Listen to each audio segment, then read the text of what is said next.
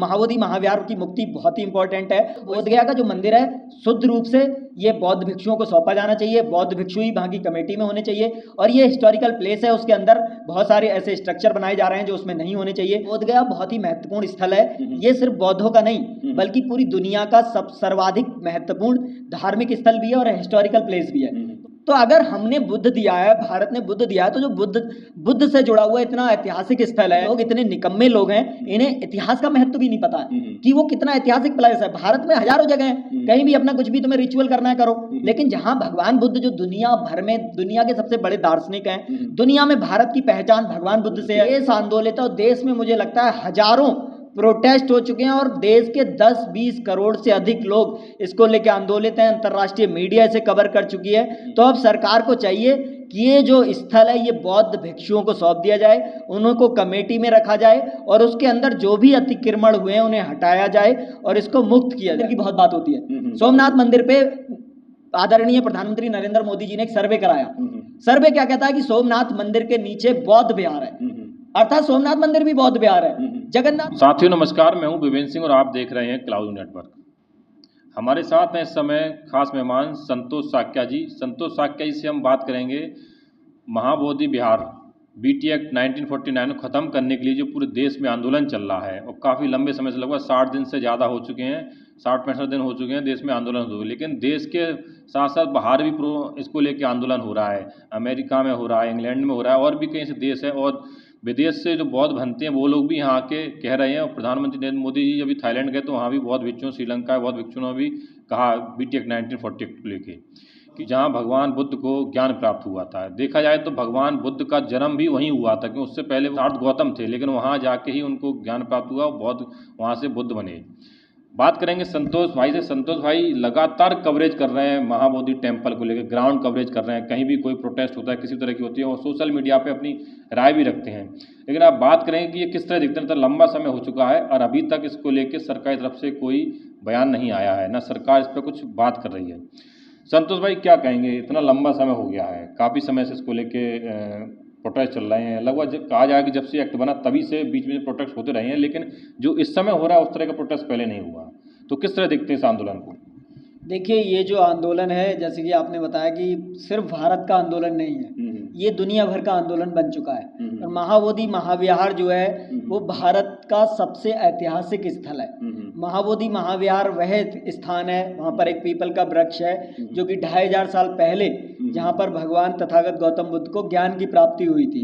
और भगवान बुद्ध ने वहीं पर वहाँ पर ज्ञान प्राप्ति के बाद वो सारनाथ आते हैं। जब वहाँ पर भगवान बुद्ध को ज्ञान प्राप्त हुआ तब उसे उरुवेला कहा जाता था, जिसे आज बोध गया कहा जाता है। तो उरुवेला में उन्हें ज्ञान प्राप्त हुआ और उसके बाद वो सारनाथ आए और सारनाथ में उसके आगे उन्होंने अपना जो प्रवचन था, पहला प्रवचन जो था पंचवर्गीय भिक्षुओं को दिया था। तो बोध गया बहुत ही महत्वपूर्ण स्थल है, ये सिर्फ बौद्धों का नहीं बल्कि पूरी दुनिया का सर्वाधिक महत्वपूर्ण धार्मिक स्थल भी है और हिस्टोरिकल प्लेस भी है। तो ये यूनेस्को साइट भी है, यूनेस्को ने इसे प्रिजर्व किया हुआ है। तो इसको मुक्ति को लेकर जो बौद्ध भिक्षु आंदोलन कर रहे हैं 12 फरवरी से, ये बहुत ही महत्वपूर्ण विषय है और ये आंदोलन कोई नया नहीं है। 1891 में ये आंदोलन जो है वो जो धम्मपाल जो थे, अनागारिक धम्मपाल भंते धम्मपाल, उन्होंने श्रीलंका से आकर शुरू किया था। तो महाबोधि महाविहार की मुक्ति बहुत ही इंपॉर्टेंट है और इसमें भारत के मुझे लगता है कि 120 करोड़ जो ओबीसी SC ST बहुजन लोग हैं वो आंदोलित हैं,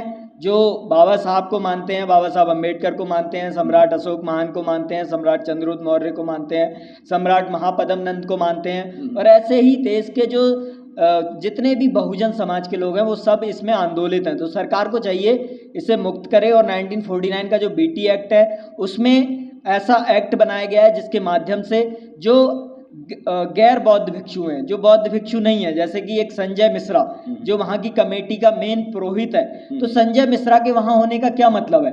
उसमें ब्राह्मण पुरोहितों को रखा गया है और ब्राह्मण धर्म एक अलग धर्म है। वो अपने धर्म स्थलों को देके पहले ही उन्होंने बहुत सारे जो धर्म स्थल हैं उन पे कब्जा किया हुआ है। तो बोध गया पे उनके कब्जे का कोई मतलब नहीं है। बोध गया पे उन्होंने कहा जाता है कि 17वीं सदी में कब्जा कर लिया था और 17वीं सदी से वो लगातार उसे शैव मंदिर बता रहे हैं, जबकि शैव धर्म जो है वो बहुत नया है। तो बोध गया का जो मंदिर है शुद्ध रूप से ये बौद्ध भिक्षुओं को सौंपा जाना चाहिए। बौद्ध भिक्षु ही वहाँ की कमेटी में होने चाहिए। और ये हिस्टोरिकल प्लेस है, उसके अंदर बहुत सारे ऐसे स्ट्रक्चर बनाए जा रहे हैं जो उसमें नहीं होने चाहिए। उसके अंदर पता चला है शिवलिंग लगाया गया है। उसके अंदर जैसे कि आपने भंते बिनाचार्य का एक वीडियो देखा होगा, वो जाते हैं और वहाँ पर देखते हैं कि उसके अंदर एक शिवलिंग पर एक शिवलिंग जो है वो भी बौद्ध स्तूप है।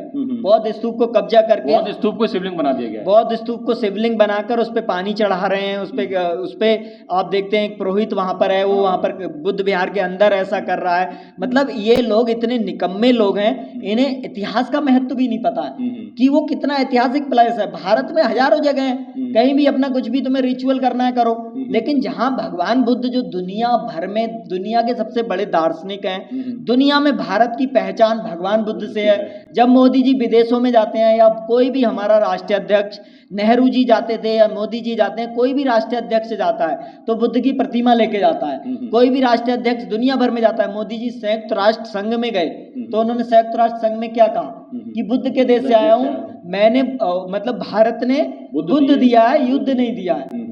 तो अगर हमने बुद्ध दिया है, भारत ने बुद्ध दिया है, तो जो बुद्ध से जुड़ा हुआ इतना ऐतिहासिक स्थल है, जो पूरे भारत के जो 150 करोड़ लोग हैं उनको मैं समझता हूँ उन्हें चलिए समझ नहीं है, लेकिन जो इतिहासविद हैं, जो पुरातत्ववेत्ता हैं, उन्हें तो समझ है ना इतिहास की। इतिहासकार जो है उन्हें तो समझ है ना, सरकार को तो समझ है। तो सरकार इस स्थल को क्यों ध्वस्त करने पे लगी है?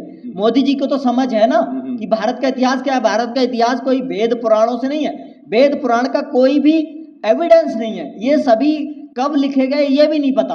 कोई भी जो भी ब्राह्मण पुरोहित है वो ये नहीं बता सकता उसके ग्रंथ लिखे कब गए। लेकिन भगवान बुद्ध हैं, भगवान महावीर हैं, उनके जो ऐतिहासिक स्थल हैं उन पे ये पुरोहित पंडे, जब भारत में शिक्षा नहीं रही, भारत के लोग अनएजुकेटेड हो गए, तो उसका फायदा उठाकर कब्जा किए हुए हैं। तो आपका जो सवाल है कि महाबोधि महाविहार के आंदोलन को मैं ऐसे ही देख रहा हूँ, ये देखिए 12 फरवरी से चल रहा है। बौद्ध भिक्षु ने पहले आमरण अनशन किया, अभी भी वो वहाँ पर भूख हड़ताल पे बैठे हुए हैं। डॉक्टर बिलास खरात इसे पूरे देश में ले जा रहे हैं। और बौद्ध जो आकाश लामा है वो देखिए पूरे देश का जो ओबीसी SC ST है और जो परंपरागत बौद्ध भी हैं, हिमालयन बौद्ध हैं, पूरा देश आंदोलित है। और देश में मुझे लगता है हजारों प्रोटेस्ट हो चुके हैं और देश के 10-20 करोड़ से अधिक लोग इसको लेकर आंदोलित हैं। अंतर्राष्ट्रीय मीडिया इसे कवर कर चुकी है। तो अब सरकार को चाहिए कि ये जो स्थल है ये बौद्ध भिक्षुओं को सौंप दिया जाए, उनको कमेटी में रखा जाए और उसके अंदर जो भी अतिक्रमण हुए हैं उन्हें हटाया जाए और इसको मुक्त किया जाए। आपने कहा जैसे कि इसको मुक्त किया है, हमने देखा एक पत्रकार के रूप में आपने ग्राउंड पे कवरेज की और हर जगह कवरेज की और आपने अपने चैनल पे बखूबी दिखाया, पूरे देश में जहाँ जहाँ प्रोटेस्ट हुए सब जगह दिखाया।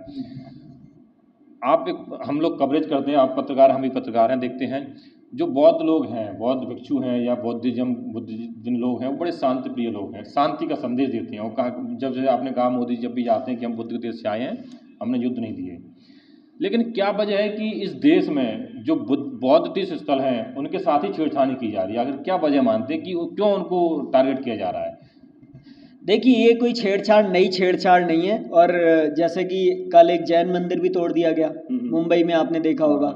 तो जितने भी मंदिर हैं पिछले जब से देश आज़ाद हुआ है तब से कौन सा वर्ग यहाँ पे शासक बनता चला गया है, कौन सा वर्ग है जिसकी हिस्सेदारी 1947 में 3% थी और एक साथ उसकी हिस्सेदारी 50 से 60% पहुंची है।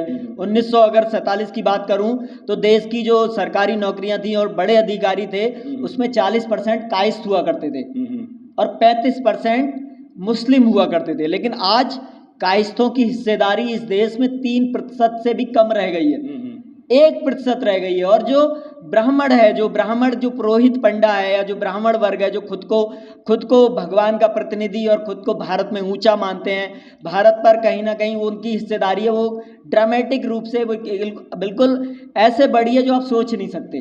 तो जिस वर्ग की सत्ता में हिस्सेदारी बढ़ी है, सत्ता पर उसने कब्जा कर लिया है, तो कहीं ना कहीं जो भारत का इतिहास है उसे ध्वस्त कर रहे हैं। वो उन्होंने कहानियां गढ़ी हुई हैं, ऐसी ऐसी कहानियां बनाई हुई हैं जो आप सोच नहीं सकते। और पूरा जो बहुजन समाज है उसे ज्ञान नहीं है कि वो बौद्ध है। पूरा जो ओबीसी SC ST है उसे हिंदू के नाम पर भटका रहे हैं, जबकि असली हिंदू ओबीसी SC ST है और वो बुद्ध को मानता है, वो नानक को मानता है, वो कबीर को मानता है, वो रविदास को मानता है। वो कहीं से भी वेद पुराण को नहीं मानता, बल्कि सच्चाई है कि भारत का जो ओबीसी SC ST है उसने कभी वेद देखा भी नहीं है। आपने देखा है? नहीं देखा। किसी भी ओबीसी एससी एसटी ने वेद नहीं देखा। हमारे पूर्वज जो थे वो कबीर पंथी थे, रविदास पंथी थे। मेरे घर में खुद कबीर की चौपाइयां गाई जाती थी अभी तक। हमारे घर में रविदास की बात होती थी। हमारे जो पूर्वज हैं ओबीसी एससी एसटी 100 करोड़ लोग जो हैं वो बौद्ध ही हैं। हम लोग रविदास, कबीर, नानक, गोरख इन सबको मानते थे। ये सभी बौद्ध परंपरा के संत हैं। तो ये बौद्ध परंपरा का जो ज्ञान है वो कहीं ना कहीं फिर से उजागर हो रहा है। पिछड़े दलित समाज के लोग, आदिवासी समाज के लोग समझ रहे हैं और इससे उनमें घबराहट है। तो वो नहीं चाहते कि बौद्ध विहार को आजाद किया जाए। जैसे कि एक रिपोर्ट आपको बताता हूँ, सोमनाथ मंदिर की बहुत बात होती है। सोमनाथ मंदिर पे आदरणीय प्रधानमंत्री नरेंद्र मोदी जी ने एक सर्वे कराया। सर्वे क्या कहता है कि सोमनाथ मंदिर के नीचे बौद्ध विहार है, अर्थात सोमनाथ मंदिर भी बौद्ध विहार है, जगन्नाथ मंदिर भी बौद्ध विहार है, यहाँ तक कि जिसे तिरुपति बालाजी कहा जाता है वो भी बौद्ध विहार है, पशुपतिनाथ मंदिर जो भी काठमांडू में है वो भी बौद्ध विहार है। तो भारत में जो सम्राट अशोक ने 84,000 स्तूप बनाए, उसके बाद उसी के पार्ट है, उसी वो सब जो बौद्ध विहार थे उन पे कब्जा कर लिया गया। उसके बाद सम्राट अशोक ने बनाए, उसके बाद बहुत सारे, सम्राट कनिष्क ने पहली मूर्ति बुद्ध की बनाई, उसके बाद सम्राट हर्षवर्धन आते हैं, उसके बाद पाल सम्राट आते हैं, इवन सम्राट जयचंद जो हैं वो भी एक बौद्ध सम्राट थे और उनको भी आप देखते हैं कैसे कैसे किस तरह से गद्दार कह के बदनाम किया गया।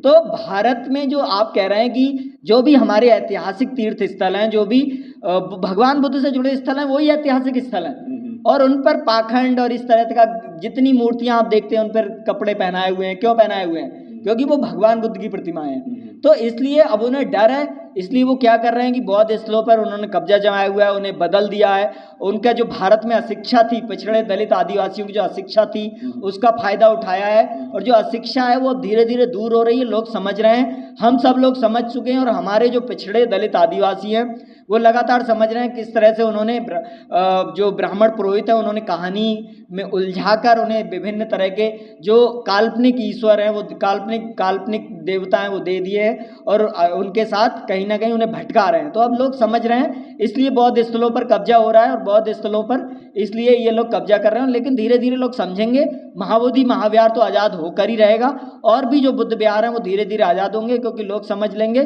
तो होगा धीरे धीरे। जैसा कि आपने कहा कि लोग समझ रहे हैं हमारे, अब क्या माना जाए कि लोग भारत की जो विरासत है बुद्धिज्म की तरफ घर वापसी कर रहे हैं? घर वापसी नहीं, हमने कभी ये छोड़ा ही नहीं है ना। आपको आप बताइए, आपने कब वेदों को अपनाया, कब आपने वैदिक धर्म अपनाया? आपके किसी पूर्वज ने वैदिक धर्म अपनाया? ऐसा तो नहीं है कि जबरदस्ती आपको वैदिक धर्म का बता दिया गया, जबरदस्ती बता दिया गया कि आप वेदों को मानते हैं। आप मानते हैं वेदों को? देखे हैं आपने क्या? जब ओबीसी एससी एसटी ने वेद देखा ही नहीं है तो वो वेद का अनुयायी कैसे हो सकता है?